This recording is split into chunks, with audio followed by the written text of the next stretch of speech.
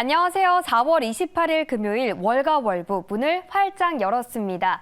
오늘도 미국 현지 연결해서 뉴욕 증시 소식들 알아볼 텐데요. 김재환 아티스 캐피탈 대표와 함께하겠습니다. 대표님 안녕하세요. 네, 안녕하십니까. 네, 미국에서 1분기 실적 발표가 한창인데요. 지난주에는 은행주 그리고 이번 주에는 빅테크 기업들이 줄줄이 실적을 발표하면서 이 실적에 따라서 종목별로 차별화되는 모습을 보이고 있습니다. 이번 한 주 어떻게 보셨나요? 주목할 만한 포인트 짚어주시죠. 일단 이제 오늘 장의 상태하고 이번 주 눈에 띄게 움직이는 주식들을 한번 보겠습니다. 일단 이제 오늘 같은 경우는 이제 어제는 장이 상승세로 시작해서 랠리 모드로 시작했다가 하락 반전 상승 반전을 거치다가 결과적으로는 하락의 약세에 가까운 엇갈린 등락으로 마감했습니다. 근데 이제 오늘 같은 경우는 그렇지 않고 초반에 랠리 모드를 점점 더 상승폭을 키우면서 어떻게 보면은 이제 1월 6일 날 이후니까 16주 만에 가장 강력한 랠리 모드로 탄력을 받았습니다. 그러니까 한마디로 완전히 폭등했다는 얘기죠. 그래서 그만큼 이제 불붙은 매수 심리가 흔들리지 않고 개장 내내 이제 자극된 상태를 유지했다는 의미입니다. 그리고 이제 어떻게 보면은 이제 오늘부로 3대 지수가 나란히 모두 상승한 주로 돌아섰습니다. 아직까지 뭐 내일이 하루가 더 남아 있는 거지만 미국에서는 이렇게 되면은 상승한 주로 지난주로 하락한 주로 기록한 이후로 상승한 주로 기록할 가능성이 조금 높아졌다는 얘기인데 그럼에도 불구하고 이제 긴장의 끈을 놓을 수는 없습니다. 어쨌든 실적 결과에 나오는 것 따라서 폭락과 폭락이 지금 계속해서 이제 뭐 난무하고 있는 상황이기 때문에 일단 보면은 내스닥은 이번 주 화요일 날에 그러니까 7주 만에 가장 크게 떨어진 최악의 날을 기록한 후 어제와 오늘 반등으로 이제 월요일과 화요일 하락했던 것을 모두 복구했습니다. 그리고 내스닥 같은 경우는 지금 이제 3대 지수들 중 가장 크게 올라 있는 상태예요. 그렇기 때문에 이번 주를 상승한 주로 기록할 가능성이 가장 높은 거가 이제 내스닥이고요. 그리고 이제 오늘 발표된 경제 지표들을 보면은 1분기 GDP 성장률이 예상치의 거의 절반 수준으로 상당히 저조했습니다. 그러니까 2% 성장 예상에 1.1%가 발표된 겁니다. 그러니까 그만큼 경기가 상당히 이제 눈에 띄게 둔화되고 있다는 걸 보여주고 있는 거죠. 거기다 더해서 신규 실업수당 청구 건수는 3주 만에 감소세로 전환했습니다. 그동안 2주 연속 올랐는데 늘어났던 거가 지금 이제 감소세로 다시 바뀐 거죠. 그러니까 이렇게 보면은 결과적으로 이제 1분기 성장은 좀 둔화하고 고용시장은 여전히 탄탄한 상태고 또 내일 발표될 개인 소비 지수에 따라서 물가 상승 압력도 여전히 높다는 것을 암시할 수 있는 거죠. 그리고 이제 보면은 이제 그저께 같은 경우 이제 화요일 날이죠. 화요일 날 11개 섹터가 모두 이제 다 하락을 했고 어제는 이제 10개 섹터가 하락했습니다. 근데 오늘은 전 종목이 다 이제 11개 전 종목이 다 상승한 날을 이제 기록한 거죠. 그만큼 랠리가 어느 한쪽 이제 섹터나 이쪽으로 집중되지 않고 전반적으로 골고루 오른 랠리 모드가 가동됐다는 얘기입니다. 거기다 더해서 오늘 투자 심리의 완전히 그러니까 투자 심리를 자극하거나 매수 심리에 완전히 불을 붙인 것 중에 하나는 아시는 것처럼 메타입니다. 그러니까 메타가 실적 호조를 발표하고 랠리 모드를 완전히 주도했는데 이렇게 되면은 이제 메타가 랠리 모드를 주도하면서는 이제 나만 빼고 장이 오를 것을 조바신다는 심리가 포모 현상으로 강력한 포모 현상으로 이어진 겁니다. 그만큼 이제 패닉 방향으로 이어졌다는 얘기죠. 근데 거기다 더해서 공매도를 거저들이는 이제 숏 커버링이라 하는데 이제 숏 스퀴즈가 엄청난 대거 몰려왔습니다. 이 정도까지 올라온 거는 제가 봤을 때도 거의 16주 만에 가장 엄청난 숏 스퀴즈가 몰려왔기 때문에 장은 개장 내내 등락 없이 요동침 없이 거의 랠리 모드를 계속 유지했다고 보는 겁니다. 일단 우선 메타 같은 경우는 수익과 매출이 모두 증가했습니다. 증가 예상치를 다 이제 상회했고, 거기다 더해서 매출 같은 경우는 이제 4분기 만에 증가세로 돌아섰습니다. 그동안 좀 감소를 하다가. 그리고 이제 다음 분기 매출 전망도 높였습니다. 그러니까 일단 메타의 실적 결과가 안 좋다고 기대치가 상당히 낮았던 상태에서는 그렇지가 않네. 예상보다 훨씬 좋네 하면서는 완전히 호재로 작용한 거죠. 그러면서 이제 그동안에 이제 상당히 무엇보다도 이제 우려했던 것 중에 하나가 이제 애버타이징 레버뉴가 있는데 그것도 예상보다 증가한 것에 대한 안도감이 패닉 방향으로 이어졌다고 해도 과언이 아닙니다. 거기다 더해서 여러 투자사들 같은 경우도 거의 동시다발적으로 투자 등급과 프라이스 타겟을 상향 조정시켰습니다. 그래서 이제 오늘 메타는 14개월 최고치를 쳤습니다. 이제 그러면서는 작년 11월 초에 7년 2개월 최저치를 찍고 난 후 현재까지 5개월 반 동안에 거의 이런 수직 상승을 하면서 173%를 폭등했습니다. 그리고 올해 들어서만 결과적으로 100% 2배가 된 거죠. 더블이 돼 있는 상태고 그럼에도 불구하고 2021년 9월달 기록했던 사상 최고치에서는 아직까지도 37%가 폭락해 있는 상태입니다. 그러니까 결과적으로 봤을 때 뭐냐면은 지금 최근 들어서 5개월 반 동안에 무지막지하게 폭등을 했는데도 불구하고 사상 최고치와 비교했을 때는 37%가 떨어져 있는 지점이라는 얘기죠. 그리고 이제 어제 이제 마이크로소프트가 솔직히 이제 어제 마이크로소프트가 실적 호재를 발표하면서 크게 오르면서는 1년 최고치를 경신했습니다. 그러면서는 장인 랠리 모드, 특히 내스닥의 랠리 모드를 주도했는데 막판에 가서는 그냥 다시 꺾여버렸습니다. 예를 들어서 이제 매수 심리가 자극됐던 거가 매도 심리가 자극되는 쪽으로 반전됐었는데 일단 마이크로소프트는 수익과 매출 모두 예상보다 잘 나왔습니다. 그리고 이제 매출 같은 경우는 전년 대비 한 7% 정도 오른 8억 달러 정도를 기록했고요. 그리고 클라우드 부분 매출 같은 경우도 전년에 비해서 16% 정도가 증가했습니다. 그리고 이제 랠리 모드를 주도하고 마이크로소프트는 큰 등락 유동성 없이 강세를 계속 유지했는데 반대로 알파벳 같은 경우는 실적 호주에도 불구하고 딱히 탄력받지 못했습니다. 처음부터. 뭐 플러스 마이너스 한 2% 정도, 그다음에 마이너스 0.3% 왔다 갔다 하다가 결과적으로는 보합에 가까운 0.3% 이제 마이너스로 끝났습니다. 그리고 이제 오늘 이제 살짝 반등한 거죠. 그래서 거기다가 이제 이번 주 또 눈에 띄게 움직인 것 중에 하나는 테슬라입니다. 테슬라는 지난주 같은 경우 예를 들어서 이제 3개월 최저치로 추락을 한 다음에 이번 주 월요일과 수요일 또다시 3개월 최저치를 경신했습니다. 근소한 차이로 3개월 최저치를 뚫고 내려갔다는 얘기예요. 그러고 이제 오늘은 어떻게 보면 전체적인 장의 랠리 모드와 같이 동참하면서는 소폭 반등을 했지만 이제 올해 들어서는 테슬라가 23% 오른 지점에 여전히 이제 머물러 있는 거고 그 대신에 이제 뭐냐면 2월 16일 날 찍었던 4개월 최고치와 비교했을 때는 현재 30%가 이제 폭락해 있는 떨어져 있는 상태입니다. 그리고 또 한 가지는 이제 퍼스트 리퍼블릭 뱅크가 있죠. 지난주에 이제 실적 발표를 한 다음에 완전히 폭락을 했었는데 이번 주에 이제 폭락을 하면서는 어떻게 보면은 이제 1분기 예금이 무려 이제 1,000억 달러가 감소했습니다. 예상보다 60%가 감소했다는 얘기죠. 그러니까 최악의 상황이 아닌 데가 아니라 최악의 상황을 그대로 말해주고 있기 때문에 투자 심리는 완전히 이러다가 퍼스트 리퍼블릭 그러니까 뱅크런이 또 사태가 올 수 있지 않느냐 이런 불안감 같은 경우가 완전히 공포 분위기를 조성한 거죠. 거기다 더해서 보통 이제 기업들이 실적 발표를 하게 되면은 이제 컨퍼런스 콜이 있습니다. 컨퍼런스 콜 같은 경우는 이제 보통 CEO나 이제 CFO가 나와서 한 1시간 정도 컨퍼런스 콜을 진행을 하고 거기다 더해서 이제 기자들, 뭐 애널리스트나 이제 기자들 같은 경우 예를 들어서 이제 Q&A가 있는 거죠. 질문 이제 질의응답 시간이 있는데 이번 퍼스트 리퍼블릭 뱅크 같은 경우는 컨퍼런스 콜이 12분, 딸랑 12분에 그냥 끝나버렸습니다. 그리고 Q&A 세션 같은 것도 아예 없어버렸어요. 없어졌기 때문에 지금 그 실적이 발표되는 날 같은 경우는 월요일 같은 경우는 올리면서는 이게 거의 한 12%, 16% 정도가 폭등해서 끝났는데 발표가 나오고 나서 애프터마켓에 떨어지기 시작해서는 예를 들어서 화요일 같은 경우는 무려 반토막이 떨어졌습니다. 50%가 그냥 폭락해버린 겁니다. 떨어지고 나서는 어제 같은 경우도 거래 정지 사태를 몇 번이나 겪은 다음에 추가로 30%가 폭락했습니다. 그러면 결과적으로 봤을 때는 이틀 동안에 한 65%가 이제 완전히 떨어졌던 초토화가 됐다는 얘기인데 그렇게 되면서는 아까 제가 말씀드린 것처럼 오히려 뱅크런 사태가 좀 높아졌다고 볼 수 있는 겁니다. 그렇게 되면은 FDIC에서 테이크오버할 수 있는 가능성도 없지 않아 있는 거고.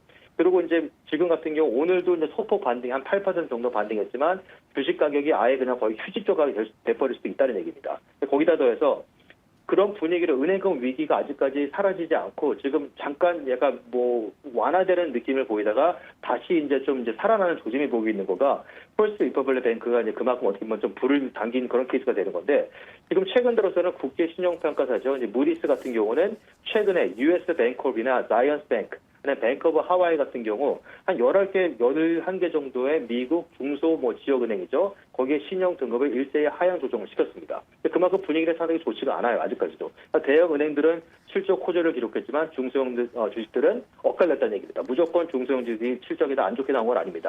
그중에 좋게 나온 것도 있었어요. 어제 팩 웨스트 뱅크골프 같은 경우는 예상보다는 최악이 아니구나 하면서 이제 주식 가격이 14% 정도 폭등했다가 끝날 때 한 7% 플러스로 끝난 경우도 있는데 일단은 이제 은행 금융주들 같은 경우도 실적이 상당히 엇갈려 있는 거죠.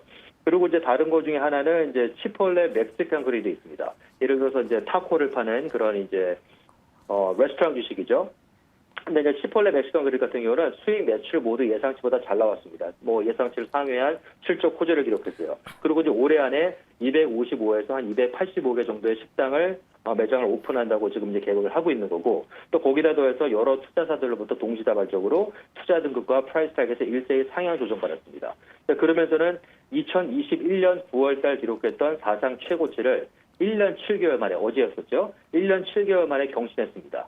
그러면서 올해 들어서는 무려 48%가 폭등했습니다.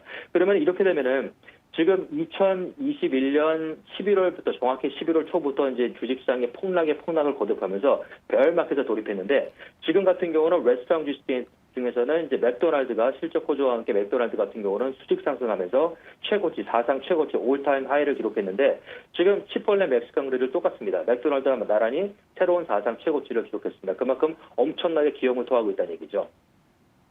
네, 앞으로의 기업들의 실적 발표와 함께 뱅크런 가능성을 계속해서 주시할 필요가 있겠습니다. 이번 주에는 또 실적 발표와 함께 연준 인사들의 발언이 제한되는 블랙아웃 기간이었는데요. 바로 다음 주에 있을 5월 FOMC를 앞두고 있기 때문입니다. 금리 동결 대 25bp 금리 인상, 어떤 전망이 현재에서는 우세하다고 보고 있나요? 지금 전망은 아주 크게 막 요동치지는 않습니다. 지난주 같은 경우 전망이 뭐 쑥쑥 먼저 올라갔다 떨어졌다 했었는데 아직까지도 다음 주 이제 베이비 스텝 인상 가능성은 이제 85%를 유지하고 있습니다. 이제 반면에 어떻게 보면은 내년 1월달 기준금리가 4에서 4.25%가 될 거라는 거를 예상하고 있습니다. 그렇게 되면 이게 무슨 얘기냐면은 결과적으로 다음 주에 금리 인상이 0.25%가 이제 금리 인상이 된다고 했을 때는 기준금리가 예를 들어서 이제 5에서 5.25%가 되는 건데 거기서 4에서 4.25%라고 한다는 얘기는 1%가 하락했다는 얘기입니다. 그러면 결과적으로 내년 1월 달까지는 4번 정도의 금리 인하가 있을 수 있다고 이제 하는 기대감들이 생긴다는 얘기죠. 그러니까 어떻게 보면 파월 의장과 연준 인사들이 여러 번 반복했던 것처럼 계속 매파적인 발언을 이어가고 추가 금리 인상은 필요하다. 물가 잡는 게 최우선이다. 그리고 올해 안에는 금리 인하가 없다는 얘기했는데도 불구하고 채권 시장, 반대 마켓에서는 다른 얘기를 하고 있다는 얘기죠. 그렇기 때문에 무슨 뭐 연준의 인사들을 믿느냐, 채권 시장을 믿느냐는 뭐 마찬가지로 이제 어떻게 보면 약간 좀 이제 엇갈려 있는 건 상반된 그런 분위기였지만 지금 같은 경우도 어떻게 보면은 금리 인하될 가능성 같은 경우는 올해 안에 아직까지 있는 거고 그리고 이제 다음 주에 베이비 스타 인상 가능성에도 불구하고 최근 들어서 어제 오늘 특히 이제 퍼스트 리퍼블릭 뱅크 사태로 인해서 지금 여러 전문가들 같은 경우도 이번에는 금리 인상이 아니라 0.25%가 아니라 아예 금리 동결시켜야 된다. 그런 목소리도 이제 어떻게 보면 좀 나오고 있는 겁니다. 그리고 아직까지 15%라는 거가 금리 동결 가능성이 아예 0%가 아니기 때문에 이렇게 되면 금리 갑자기 뜬금없이 갑자기 전격적으로 금리 동결이 될 수도 있다는 겁니다. 네, 그렇다면 현재 시점에서 서학개미들이 주목해볼 만한 종목이 있다면 어떤 게 있을까요? 일단 이제 이번 주 이제 1,011개 회사가 실적들 중에서 S&P 500에 포함되어 있는 35%의 기업들이 실적 발표를 완료했습니다. 이제 끝내버린 거죠. 그리고 다음 주는 이번 주보다 훨씬 더 많은 기업들입니다. 무려 1,600개에 달하는 기업들이 실적 발표를 하는 겁니다.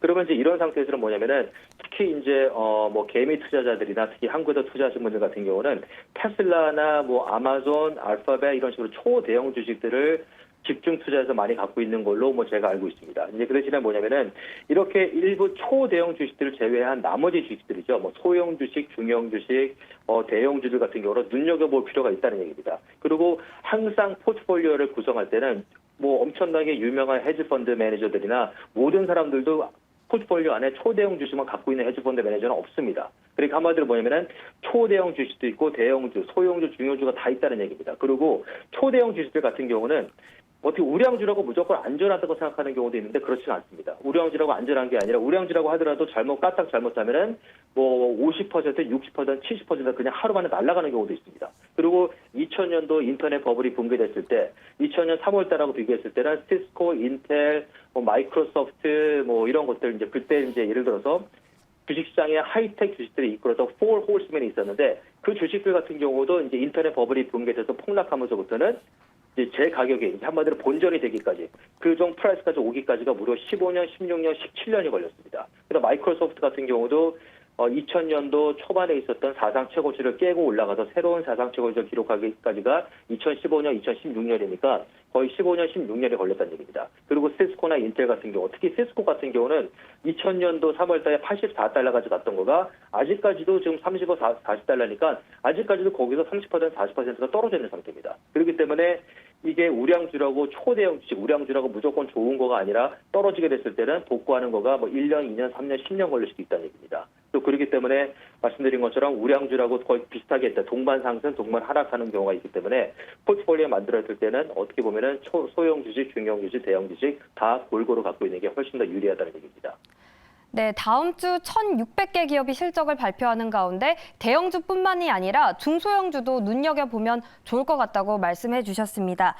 네, 그럼 마지막으로 실적 발표 기간 동안 어떻게 대응하면 좋을지 투자 전략도 짚어주시죠. 지금 뭐 말씀드린 것처럼 이제 포트폴리오 안에 이제 여러 가지 이제 한마디로 여러 가지 마켓캡의 규모의 주식들을 갖고 있는 게 중요하고 또 거기다 더해서 분산 투자 같은 경우도 상당히 중요합니다. 한 포지션에 집중되어 있는 게 아니죠. 그만큼 집중되어 있는 게 아니라 예를 들어서 내가 가지고 있는 포트폴리오 안에 주식이 예를 들어서 뭐 10개가 있다. 10개가 주식이 있다고 하더라도 분산시켜놨는데 그중에 주식 하나가 70%를 차지하고 나머지 9개 주식이 예를 들어서 30%를 차지한다고 하면은 이거는 분산된 투자라고 볼 수가 없는 거죠. 거의 올린 몰빵으로 볼 수 있는 겁니다. 그만큼 70%가 한 종목에 이제 있는 거기 때문에 분산 투자라는 개념은 주식 숫자를 많이 갖고 있다는 것보다도 그 갖고 있는 숫자에 따라서 거의 비중이 비슷비슷하다는 얘기입니다. 지난주에 제가 잠깐 말씀드렸던 것처럼 분산 투자할 때 주식을 10개 갖고 있다고 하면은 그 한 주식이 차지하는 비율이 10%. 예를 들어서 주식을 하나 갖고 있으면 100%가 되는 거고 만약에 주식을 예를 들어서 한 40개를 갖고 있다. 그러면 한 주식이 차지하는 비율이 2.5%라는 얘기입니다. 그렇기 때문에 어느 특정 주식이 예를 들어서 이 주식 하나 갖고 있는 거가 파산해서 아예 그냥 뱅크럽시를 한다고 치더라도 딱히 그렇게까지 큰 영향을 주지는 않는 거죠. 2.5%밖에 안 되기 때문에. 그 대신에 뭐냐면 이런 식으로 분산을 투자하는 거가 상당히 중요한 거고 그 대신에 뭐냐면 전문가가 아닌 입장에서는 개인 투자자들이나 이제 초보자들 같은 경우에는 뭐 주린이라고 하는 거죠.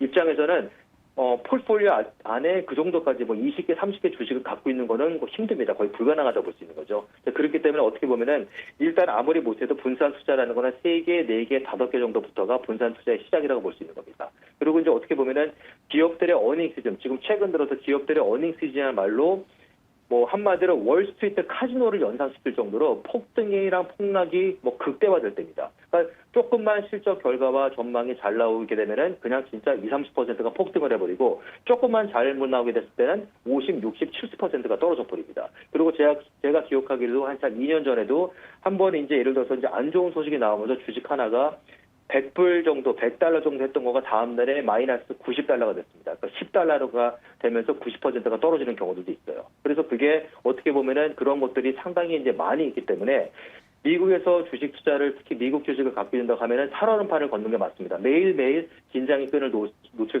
수가 없다는 얘기죠. 그리고 지금처럼 실적 결과가 이제 어닝 시즌이 시작되는 동안에는 어떤 경우는 진짜 괜찮은 퀄리티 주식이 올라가는 것도 있는 거지만 진짜 로우 퀄리티죠. 그러니까 저질 주식이라고 해서 말도 안 되는 주식들이 올라가는 경우들도 상당히 많습니다. 그게 이제 특별히 그런 케이스가 뭐냐면은 지난번에 게임스탑이나 안 그렇게 되면은 AMC 같은 경우, 지난해 배드 배트 앤 비욘드 같은 경우 밈 주식을 한마디로 불러일으켰던 숏 스퀴즈라는 거죠. 그러니까 공매도를 한 사람들이 공매도를 거둬들인 숏 커버링이 극대화됐을 때가 숏 스퀴즈인데 그 숏 스퀴즈 현상이 일어나면서는 그만큼 말도 안 되는 주식들이 폭등하는 경우가 생기는데 그럼으로써 마찬가지로 주식시장이 어떻게 보면은 상당히 이제 예전하고 다르게 거의 진짜 갬블판으로 카지노식으로 움직이는 경우도 상당히 많습니다. 그러니까 그렇기 때문에 어떻게 보면은 가장 중요한 전략 중에 하나는 분산 투자하는 것도 중요하고 거기다 더해서 일단 주식이 오를 때는 팔고 그러니까 buy the dips and sell the risk. 그러니까 떨어질 때는 사고 올라갈 때 팔아라. 그러니까 예를 들어 그게 약간 좀 번역하게 됐을 때는 한국어로는 그게 올팔 내사라고 한다고 제가 들었습니다. 그러니까 올랐을 때 팔고 떨어질 때 사라는 얘기죠. 그만큼 이 전략이 상당히 중요한 겁니다. 그렇기 때문에 올랐다고 무조건 홀드시키고 더 오를 걸 예상해서 팔지 않고 있다가 올랐던 건 다 떨어져 있는 경우도 있는 거고 아니면 떨어진다고 했을 때 무조건 파는 것보다도 떨어질 때 예를 들어서 달러 코스트 에버리징을 해갖고 에버리지 프라이스를 좀 낮추는 경우도 있는 거고 그러니까 전략은 여러 가지가 있습니다. 그런 전략들을 마찬가지로 다 이것저것 적절하게 섞어서 폴폴리오 만들 때 활용하는 거가 이제 가장 어떻게 보면은 현명하다고 볼 수 있는 거죠. 네, 어느 때보다 분산 투자의 중요성이 좀 요구되는 시점이네요. 대표님 말씀 감사합니다. 네, 감사합니다. 네, 지금까지 미국 현지 연결해서 뉴욕 증시 소식들 알아봤습니다.